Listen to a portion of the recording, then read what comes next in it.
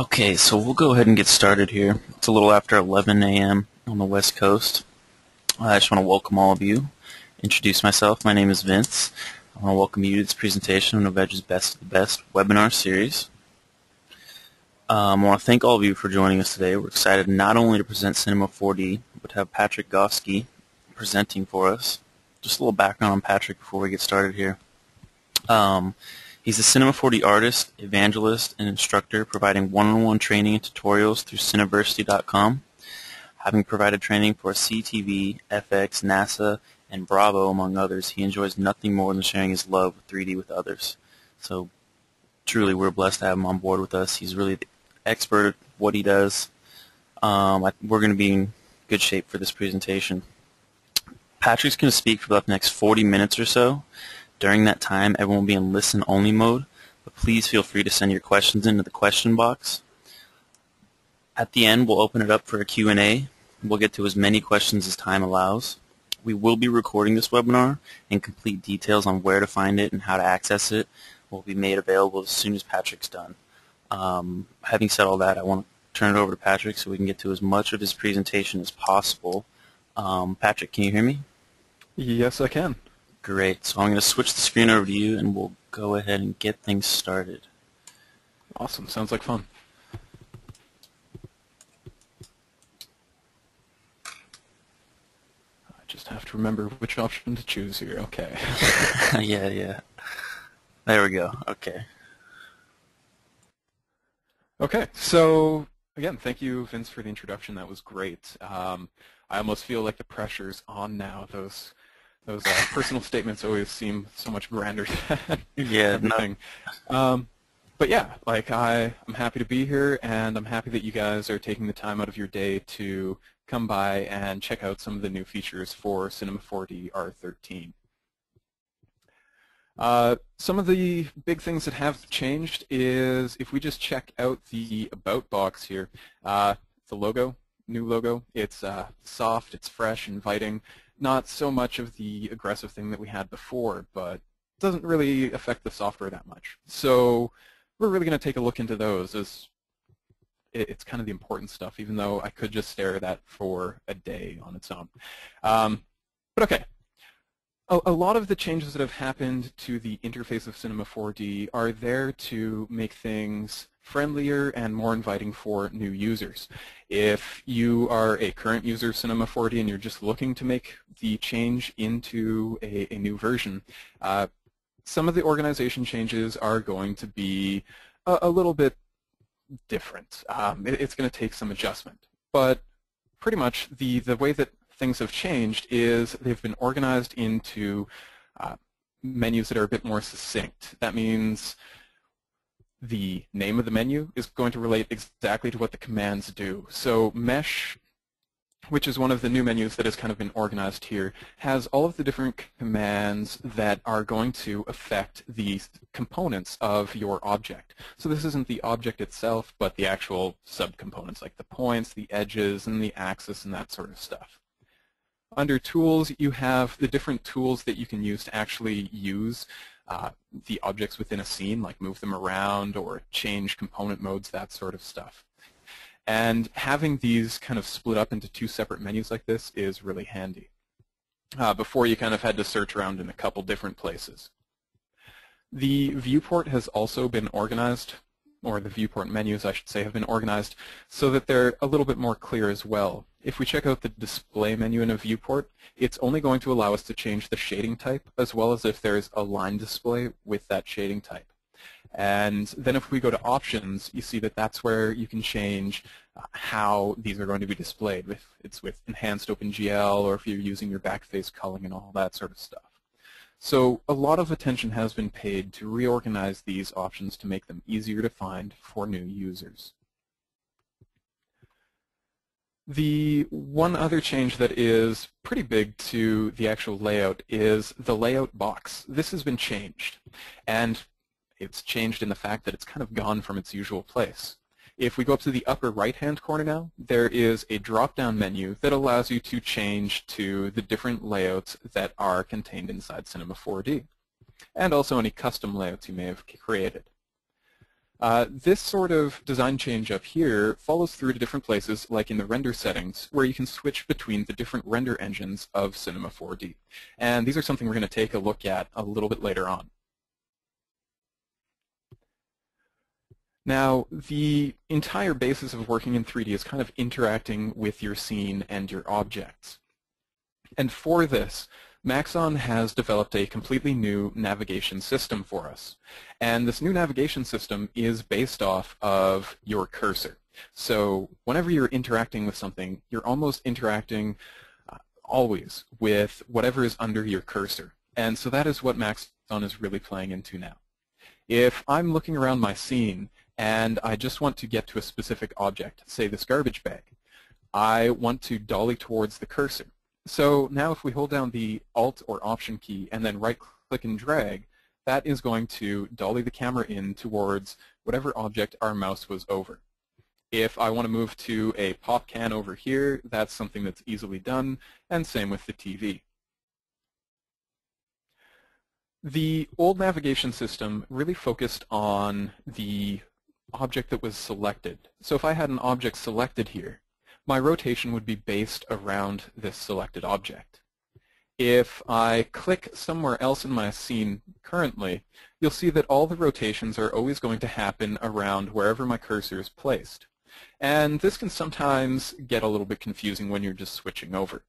But if you hold down the Alt or Option key and Control, you can temporarily toggle the viewport navigation to switch back to the old object-based navigation.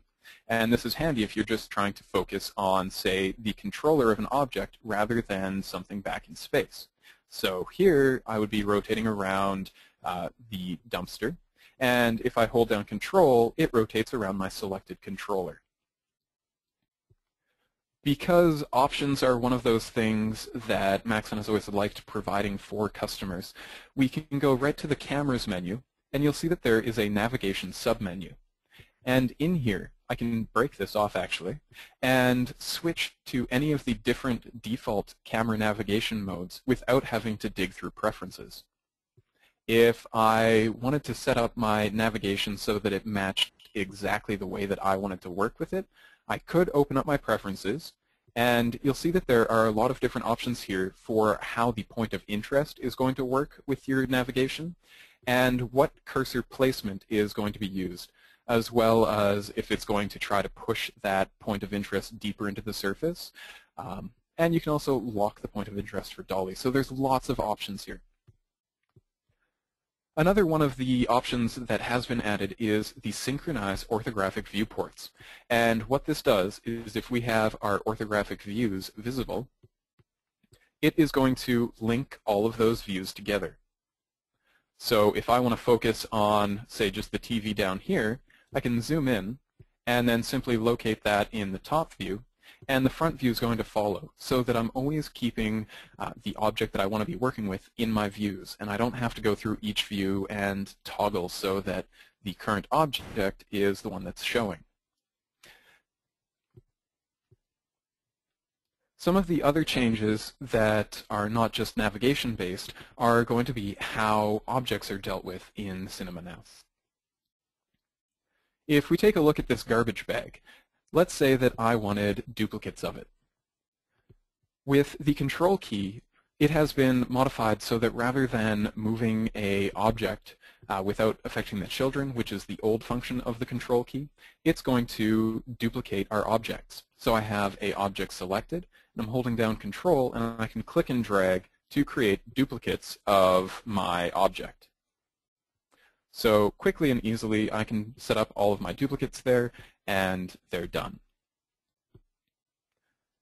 With point mode, if I want to go in and edit points on an object, the way that this used to function in previous versions of Cinema 4D was to click on a point and then move the point. Click on the next point and move that point too. And this got tedious really fast. There was a tweak mode in previous versions of Cinema 4D that allowed you to simply click and drag on a point to move it. And this was pretty handy, but it didn't work with all of the tools. So it's been updated to work by default on the component that you have selected and with all of the tools. So all I need to do to start editing my points is simply click and drag the point, and I can put them where I want them to be. This is something that's going to work with any of the different component modes. So if I'm in edge mode, that's going to work with edge mode just fine. And if I have polygons selected, I can move those easily too. Going back to the edge mode, there has been an update to the way that loop selections work. If I double-click on an edge, that is going to select the edge loop associated with that edge. I can also click one edge, hold down Control and Shift, and then double-click or single-click on the next edge, and it's going to select everything in between. And this is really handy for doing quick edge selections.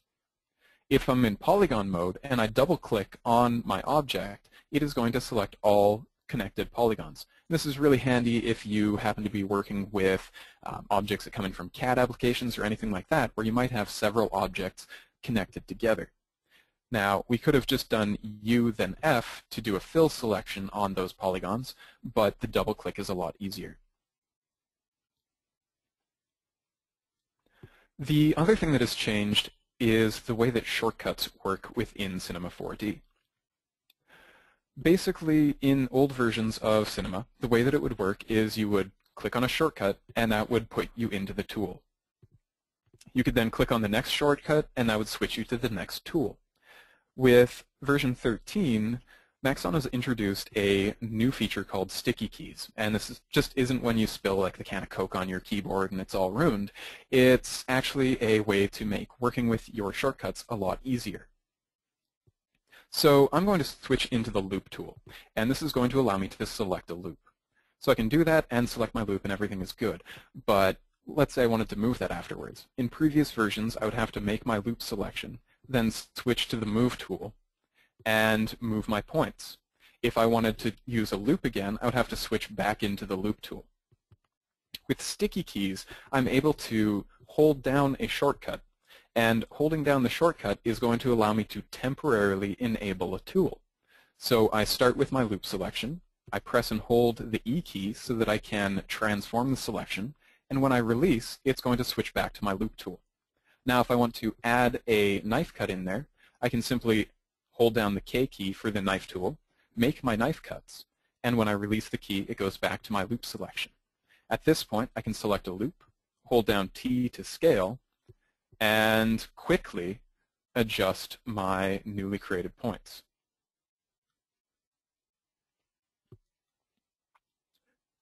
One of the other things that is really handy for modeling is the way that the axis mode works now.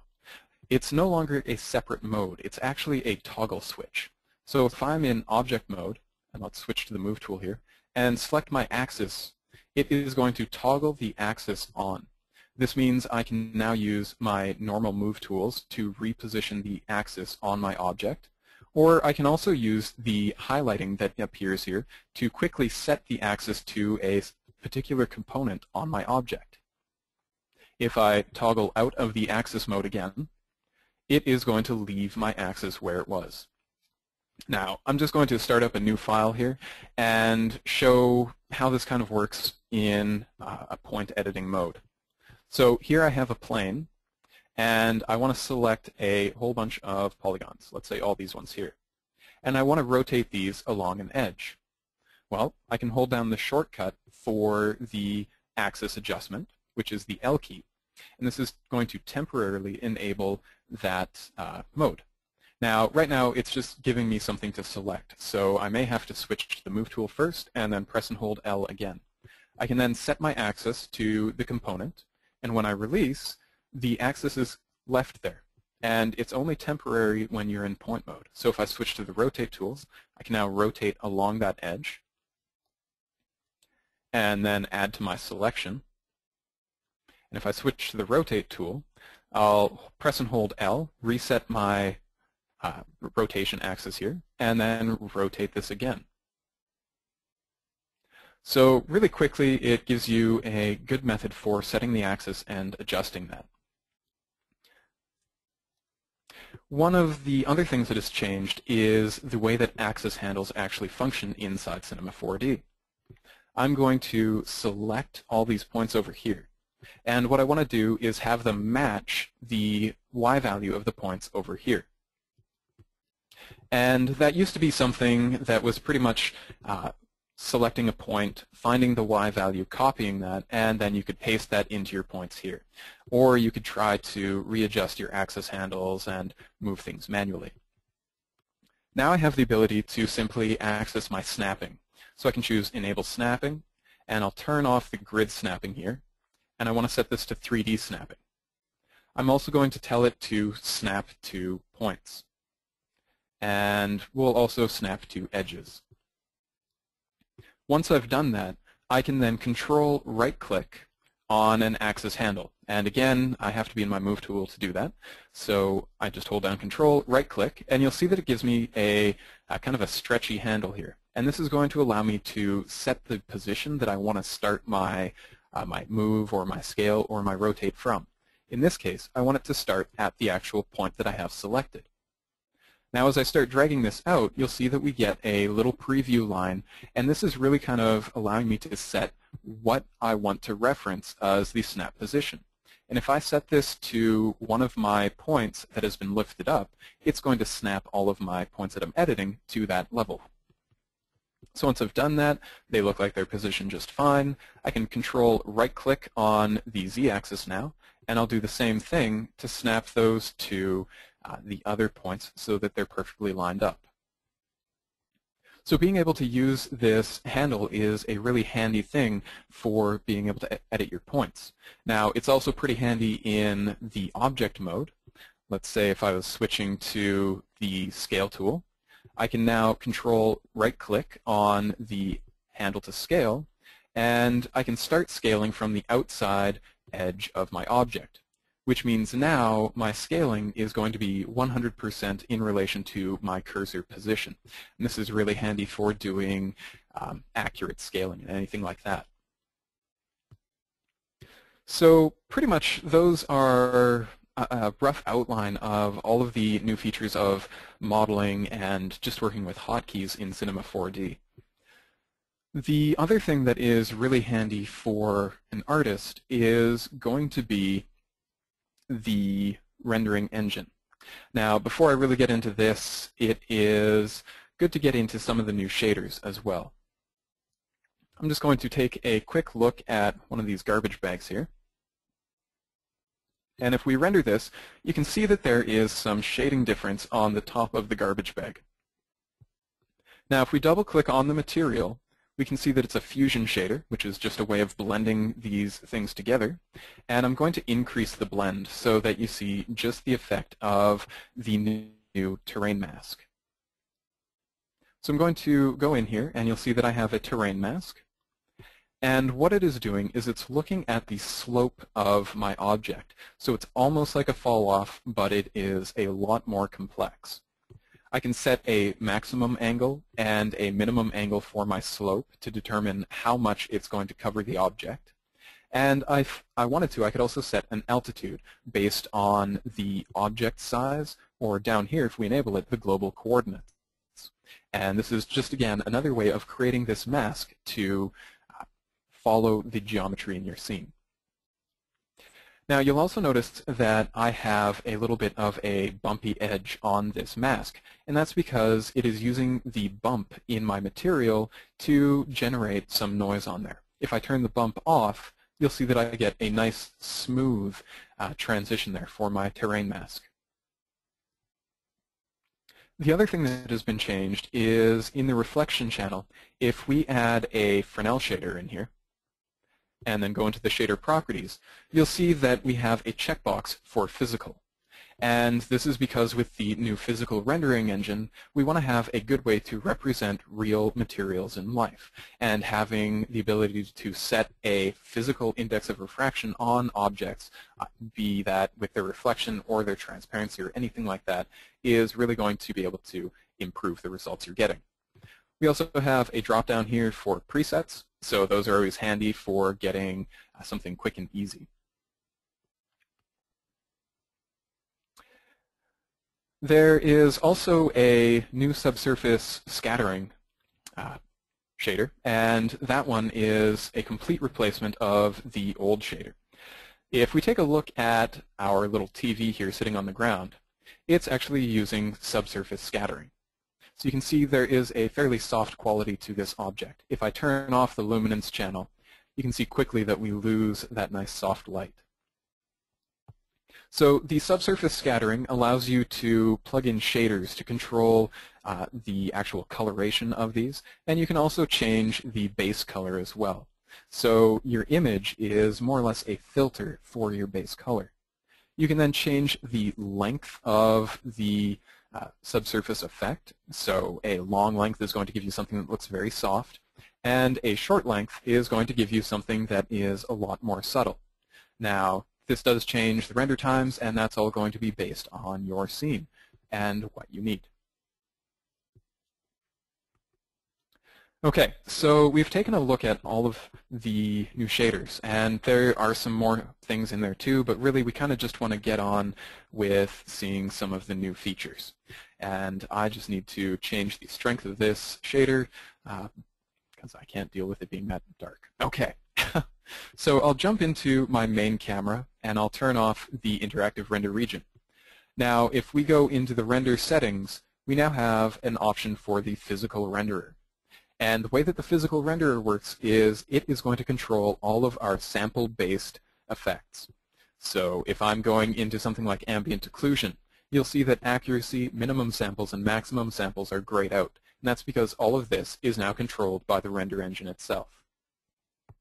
Now, what I'm going to do is I'll quickly switch to the standard render engine, and I don't really have to change anything in my scene, because that's all going to transfer across to no matter what render engine I choose. And I'm going to render. And I just want to do this to kind of set a baseline for the rendering engine. So currently it's just preparing our subsurface cache for that TV, and then it's going ahead and it's rendering. And we have 24 buckets going around here, so it seems like it should be pretty fast and just needs to do what it needs to do. So here we have a render that took 25 seconds. It's not bad, but it's not amazing either. Now, if I switch to the physical renderer and render the exact same scene, I haven't changed anything yet, you'll see that my render goes from 25 seconds to 6. Now, having all this extra overhead kind of makes me want to add in more effects for my materials. So I can actually go in here and find my texture, and let's enable reflections. And in our reflections, we'll add Fresnel.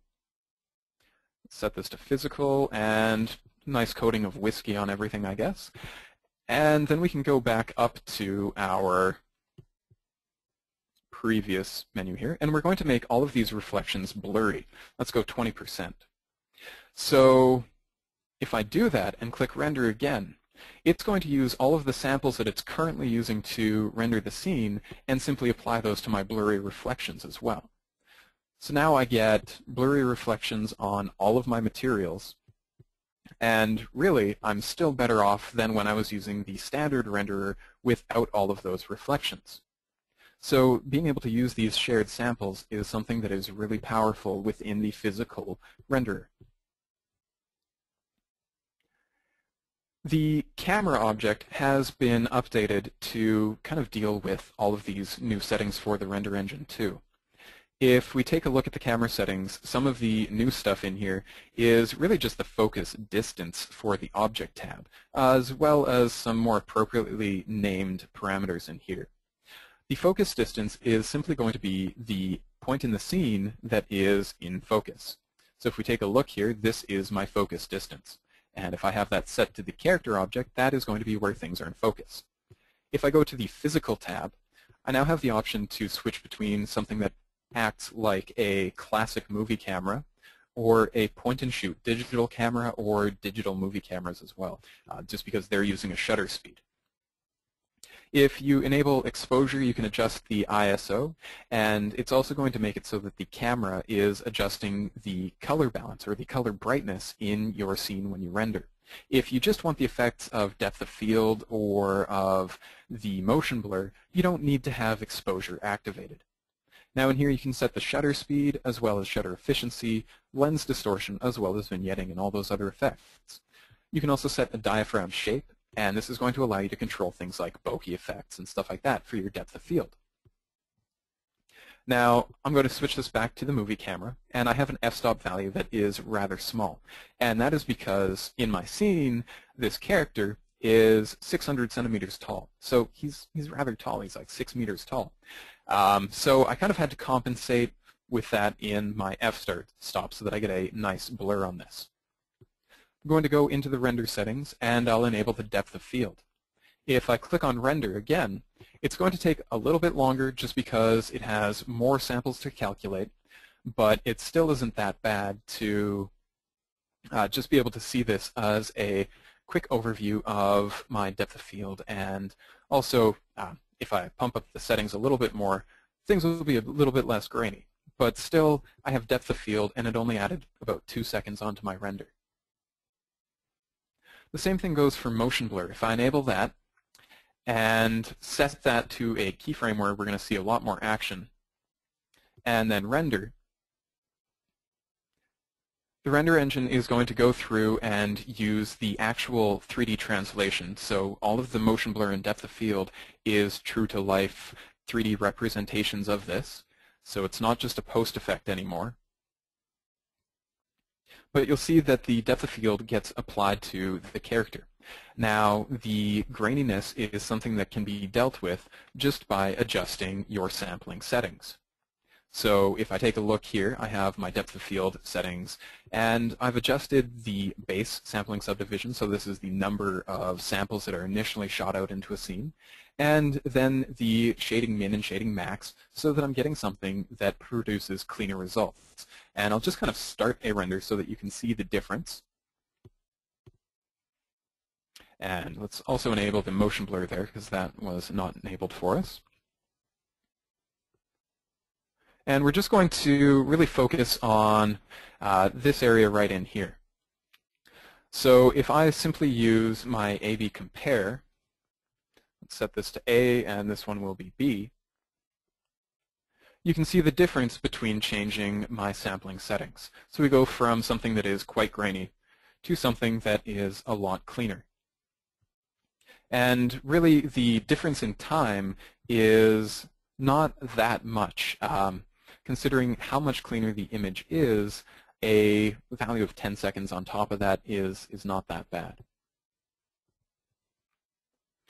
And I'm just going to take a quick look at my notes here and make sure that we're on track. And we're doing pretty good. The one thing that has been added as well to our effects is a watermark. So this is built in, and it allows you to add in all the information that you might want to tag on to an image. And if I go to some different render settings here and check out the watermark, I may have overwritten the ones that I had in there originally, which isn't a big problem, but it's pretty much all of the information that you want to have in your project to keep track of if you're doing test renders and stuff like that. So the render time is always a good one to have in there. And if we check out the little flyout menu, you can choose your Cinema 4D version. You can also set system information, project information, statistics from the render engine itself, and also just statistics for the scene. When all of this stuff is added on, you can do a render, and it is then going to add on the watermark on top of your render. If you're working with a multipass environment, it is pretty handy to be able to render this off as a separate layer. So to do that, you would go to multipass, and then you would choose your post effects. And so somewhere there is post effects, and it might be added already. So post effect right there. And with the post effect enabled, what it's going to do is just break this off into separate layers, so that you still get your nice clean rendered image, and you can have this to turn on or off as you need it. If you happen to be working with 3D content, that is broadcasting to 3D, it is easier than ever to convert a simple scene like this into something that is going to be viewable in a 3D realm. So I can click on my main camera, and if we look at the tabs on the camera itself, there's an option for stereoscopic. In here, I can now change the mode. So mono is going to be the classic version, so it's 2D essentially. If I set this to symmetrical, you'll see that my camera object kind of gets split into two separate objects. And I can choose it to favor a right eye or favor a left eye. You also have control over the eye separation, which is going to allow you to control the amount of depth in your scene. And you can control the point of convergence. Pretty important stuff to have when you're working with 3D. Now, this is all good, but I still don't see any of the results in 3D. And I'm kind of sorry that I didn't tell you guys to bring your 3D glasses earlier. But for those of you that just happen to have a pair of anaglyph glasses sitting at your computer, you can go to the Options menu here and choose Stereoscopic. And once you've done that, you're getting a stereoscopic view of your scene. If I go into my settings here, I can then choose the stereoscopic options and adjust the zero parallax to adjust where my image is converging. And if I choose one of the different placement options, like off-axis, that's going to help the convergence look a little bit better. Once you're ready to render this, you can go into your render settings and you can enable the stereoscopic option here for the renderer. And in this, you have control over how you want your stereoscopic information rendered. You can have it as individual channels. You can have it as a merged image so that Cinema does all the work of blending these together for you. And pretty much whatever else you need your stereo workflow to work with.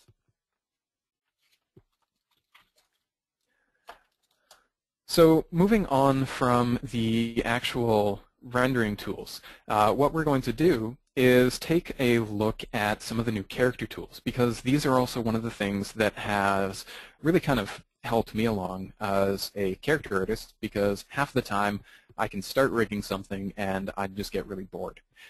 So having something that helps me build most of the rig is really important to me. So I'm going to first off take a look at a template, because the entire character system is a templating system at its core. And this means that users in the community that are much more smarter than myself can take the rigs that they have built and then package those into templates that they're able to share with anybody. And that's really what the templates that are built into Cinema 4D are, is they are simple templates like this one, which isn't necessarily all that simple, packaged so that for somebody like me or a prospective user, which could be you, is going to be able to work with it. Now, the way that this has been set up is we have all these objects in this scene. And some of them have tags attached to them, and these tags are helping define this set of objects as a component. In this case, we have a tag here for a leg, and it's going to bring in all of the components of this hierarchy here. So if I go to my character tools demo, which is our little TV head character again, I'm just going to go to the front view, and I'll start by getting the size of my character. So I have the size plus, and he is 1,000 centimeters tall. So he's a little bit of a big guy. I'm going to add a character object in here. And then I can choose the template that I want to use. In this case, I'll choose the advanced biped. I can add a root. And it looks pretty small, so I probably forgot to set my actual size here. So I just want character set to none, auto size off, and I will paste in the character's height there. Then I'll go back to the object and build the root again. And you'll see the root has been scaled up. And this is pretty handy because it means that my rig is going to be coming in more or less the size that it needs to be. I'll then add a spine. And you'll see that we get a few joints that come into the scene. And really all it's doing is it is looking at my template file, which is this one here, and it's taking in all of these central components and dropping those into my scene here. The power is switching into the adjust mode, and now all of the places that have been defined by the template that I can adjust are easily accessible for me to set them up in relation to my character. So I only need to take a little bit of time setting up these few points. And once I've done that, I can then go in back to my build mode and add another set of components. And you don't have to do the workflow just like this. You can add in all of the components at once and adjust later. I just prefer to have less things to worry about. So now that I've set the spine, I'm going to choose an arm, which is IK/FK only. If I want to add the left and the right side at the same time, I can hold down the Control key to do that. You'll see my arms get added into the scene. Again, I'll switch to the Adjust mode and quickly reposition these points to where they need to go. If I switch to the top view, I can also adjust from there. Now, some of you who have been using previous versions of Cinema 4D may remember that holding the Control key is going to allow you to move a parent without the child. Since this has now been mapped to duplicating objects, if you want to move a child object or a parent object without the child, you have to hold 7. So now I can freely move this control point without affecting the child, which is back over here. So with the arms positioned, I'll just select both arms, go back to Build, and build a hand. Switch to Adjust, and just readjust the hand so that it's positioned where it needs to go. I'm almost done building my rig now. The other thing that I need to add are legs. So I'll go to the IK/FK leg, hold down Control, and choose the IK/FK only. Again, they come in, they're not quite lined up right, so I'll switch to Adjust and start moving these so that they're positioned properly. And it's a pretty fast process to get things lined up.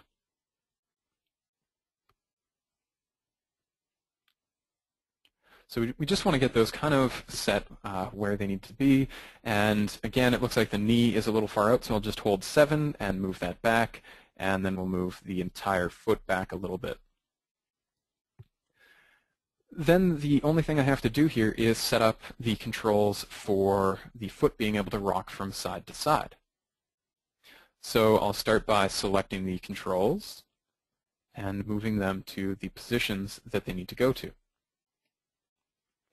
And when you're first kind of getting into setting up a rig, the best idea is to really kind of build all the components and then start moving them around so that you get an idea of what sort of order you should be adjusting these dots in.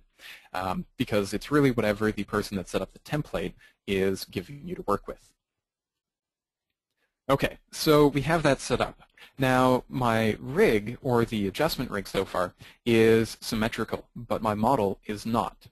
If I go back to the Adjust mode, you'll see that there is an option for symmetry. I can uncheck this, and now I have the ability to edit one side of my rig at a time. So I really just need to readjust this to be lined up with the other leg. Okay, so that is all of the controls, or all of the control points, set up where they need to be. The next part that we need to do is bind this to our mesh. So I go into the Binding tab. And this is kind of the way that you work through the character object. You start with Build, you can go to Adjust, you can go back to Build and kind of work things out that way. Once you've finished building and adjusting your rig, you go to Binding to add the objects you want to bind to the rig itself. So I can start a pick session and then add in the objects that I want connected to this rig. Once I've done that, I can then end the pick session and go to Animate.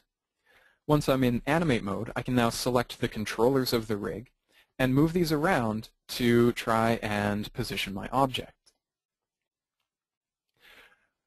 Now the great thing is that it already weights your object. The bad thing is sometimes it's not the cleanest and you need to clean this up yourself. The other bonus here is rather than spending an entire day just trying to build this entire rig from scratch, all I have to worry about is doing my weighting. And that is something that has been made a lot easier too. I'm going to start just by kind of rotating this hand joint so it's a little less messed up. And I'll go to this side as well and rotate this. And you'll see that the hand doesn't quite follow the controller. And that's not a big problem at the moment. So what I'll do is I'll find my arm geometry, and then I'll double-click on the weight tag. And this is going to bring up the weight tool. With the weight tool up, I can go to the joints, and it's going to show me all of the joints that have been associated with this arm geometry. Now, most of these don't actually need to be affecting the arm. So to get rid of them, I can simply select the component, hit delete, and that's going to select the joints in the component, and I can hit delete again. And I'm going to do this for everything that I don't need in the hand. Now, we have just the joints that we want to work with on the arms. And I want to be able to paint the weights on one side and have that transfer over. So to do that, there are some new options in the symmetry of the weight tool. I can enable symmetry, and I'm going to set the mode to name. This means that it's going to look at the names of my joints and transfer the weights between joints that are named the same. Now, I have a L_BD_wrist_01_, all that other stuff. And I want this transferred over to the right side. These don't have the exact same names. They have a prefix. So under the symmetry, I can actually enter in the prefix that is being used. And I'll just do a R_ there. And that means that if I am working on a joint on the left side, it is going to find the opposite joint with R_. I can then go to Options. I'll set this to Absolute with a strength of 100%. I'm also going to uncheck Visible Only so I can paint through my geometry. Now, as I paint on one side, just like that, you'll see the other side updates automatically. I can then go back to the joint list and simply move up the list to properly weight my other joints. So pretty much I just want to go through the list here and paint those in. And it looks like at some point I messed up here. And that's kind of the way that it always happens when you are going live on something.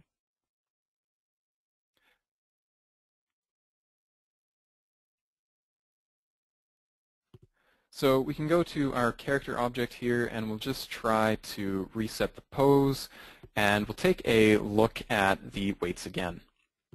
So I can just double-click on the weight tag, and we just want to verify that this is getting weighted correctly. So we have our shoulder here.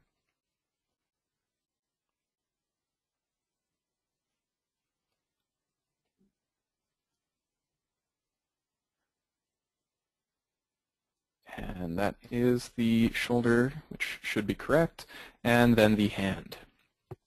And on the opposite side, we should be getting the exact same thing.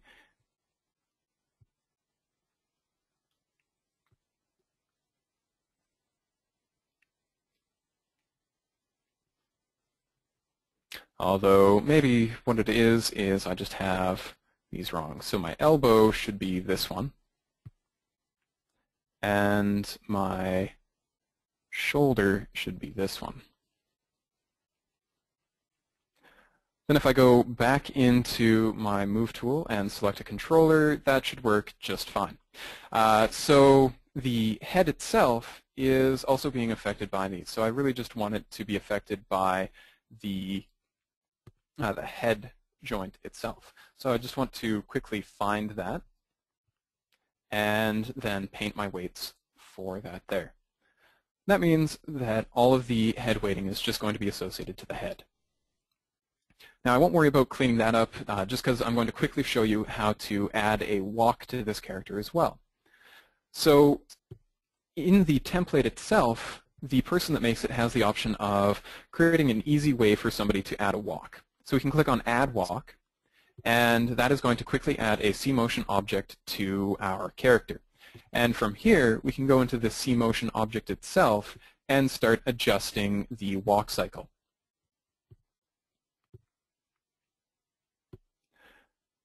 Once we have that set up, we do have the option of going in and adjusting this all that has been set up, or we can also do this with a pre-existing rig. So I can go to another file here, And this is a pre-existing rig that was built for the character. And working with Cmotion is as easy as creating a Cmotion object, enabling it, and then dragging your global target, so your object's root, into the Cmotion object. And we can hit play. Nothing happens, and that's kind of expected because nothing is being driven yet. We can add a left foot in here, and you'll see that this is now being driven from front to back. And if we click on the left foot, you'll see that a driver is set to steps.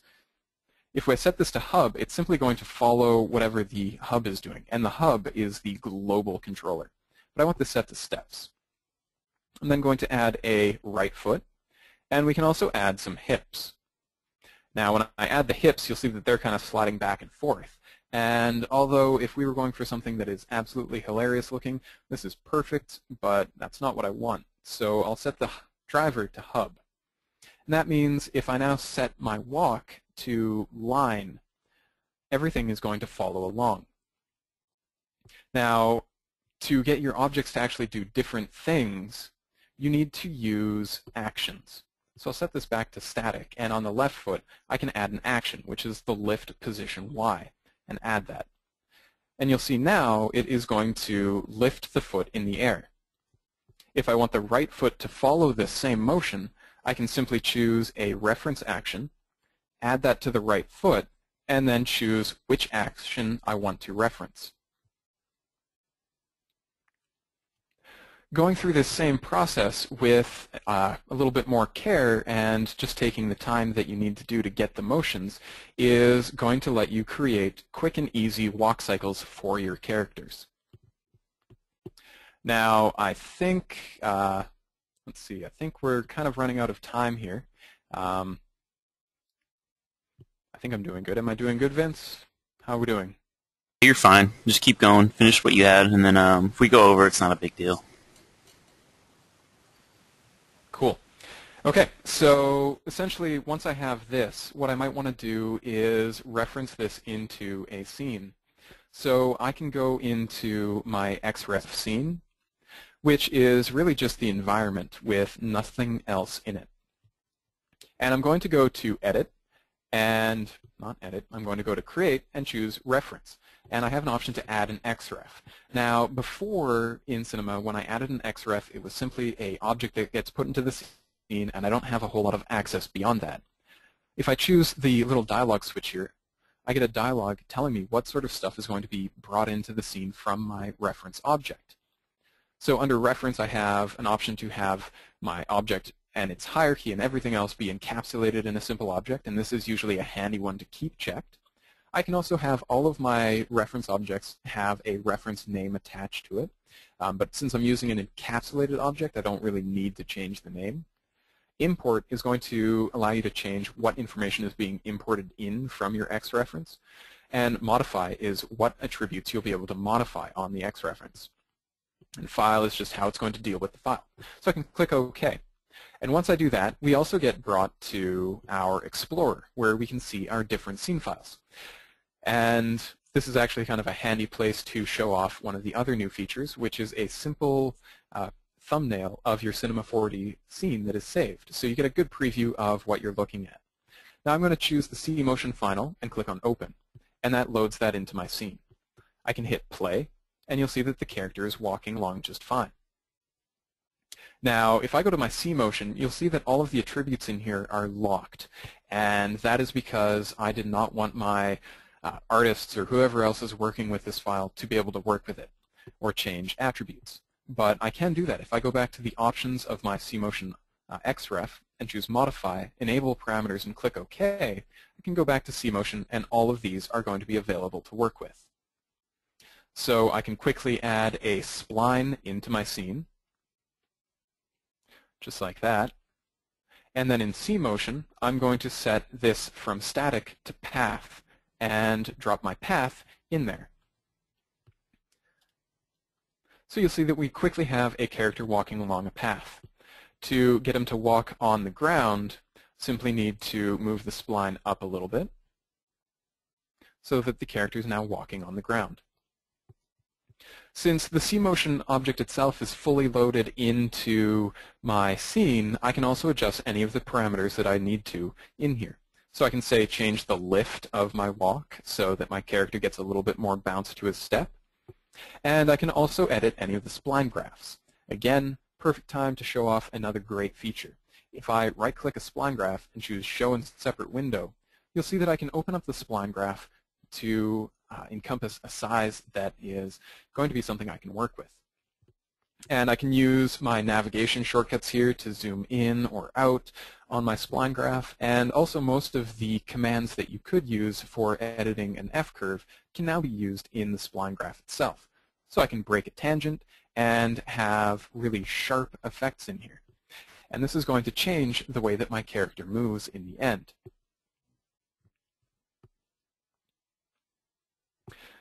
The final thing that I wanted to show off that is pretty cool is one of the brand new deformers that came with version 13, and that's the collision deformer. So the preview is pretty quick and pretty to the point. I'm just going to hit play. And here we have a simple ball deforming an object. And all of this is being done through the collision deformer itself. So in here, you have the ability to adjust how the shape of your object is being dealt with. So you can have something that kind of reverts back to its original shape, giving you a pseudo soft body simulation. Or you can have restore shape turned totally off, which gives you plastic deformations, which are very handy to have. If we turn off the collision object, you'll see that there is no real animation happening to the can itself. That pretty much wraps up a lot of the new features that are in version 13. There are still many, many more, and I think that that should give you a good starting point for all of the major ones that have been put out. So again, I'd like to thank you all for taking the chance to listen, and I hope you enjoyed the presentation. Patrick, that was great. Thank you. We had a couple quick questions I was hoping we could get to before we run out of time here. The first one's from William. It says, what architectural CAD programs does Cinema 4D work with or not work with? Pretty much with the architectural CAD programs. There is direct exchange with Vectorworks as far as I know. And then as far as any other CAD programs, if you're dealing with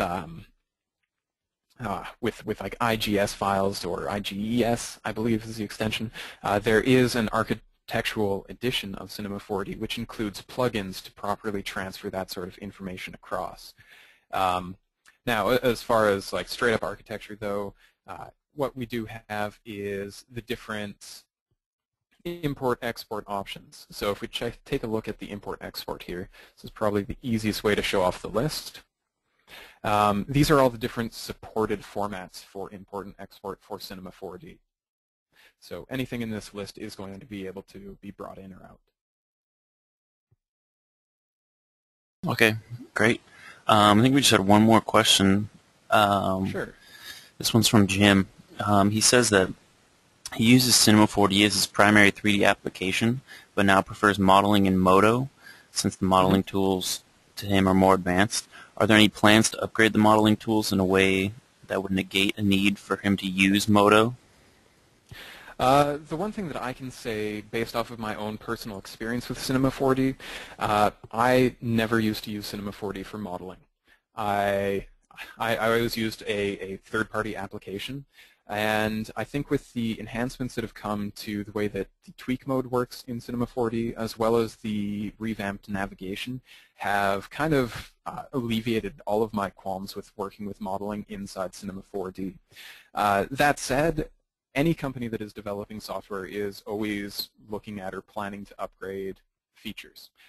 When that happens is whenever they get the chance to actually implement those features. I can't actually give any dates or anything like that because it's not information that they really share. Mm-hmm. Yeah, that's fine. I think that answers the question fully. Yeah, but I think like for myself, like I said, just the enhancements that have come with this make it a lot easier to work with. When they do get around to modeling tools, it'll be all cool. Yeah. Okay. And then I think we'll just get to one more question here. This one's from Nigel.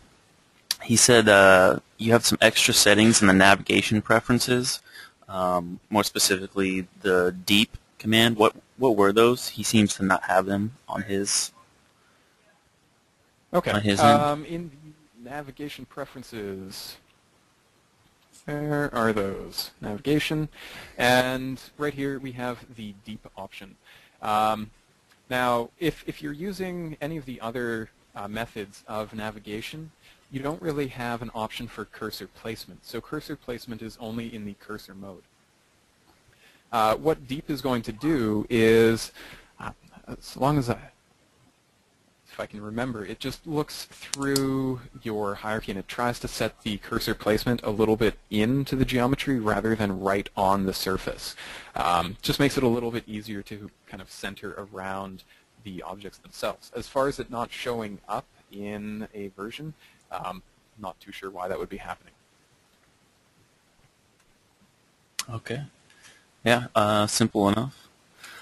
So yeah, I think that's all the questions we had. I'm going to go ahead and switch the screen back to mine and wrap things up, give people some details on where to find this webinar in case they want to view it again. Sounds cool. Yeah, I'll switch the screen. Okay, and so yeah, again, Patrick, wow, thank you. That was great. I'm sure everyone out there found it as fascinating as I did. So yeah, many thanks to you who attended this presentation of Novedge's Best of the Best webinar series. Just a quick little second here. In case you're unfamiliar with us here at Novedge, we're the leading online design software superstore. We have the best prices around and our staff is extremely awesome, incredibly knowledgeable. We'd love for you to call, chat with us at any time.